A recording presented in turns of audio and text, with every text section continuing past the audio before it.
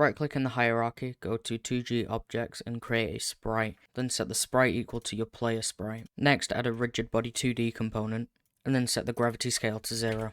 And then create the player movement script, and then open it up in Visual Studio. First we're going to need to declare 3 variables. Public float move speed, private rigid body 2D called RB, and a private vector 2 called move velocity.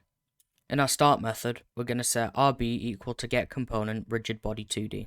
In our update method, we're going to get the player's input, so vector2d move input equals new vector2 input.getAxis raw horizontal input.getAxis raw vertical. And then we're going to set move velocity equal to move input.normalize times by move speed. Then next we need to create a fixed update method. And then in here, we're going to move the player by typing rb.movePosition rb.position plus move velocity times by time.fixedDeltaTime. And that's it for the script, so save it and head back into Unity. Once back in Unity, I'm just going to set the move speed to something like 5, hit play, and there you go, 8 directional character movement. If you found this video helpful, please leave a like and subscribe for more game dev content like this, and as always, I'll see y'all later.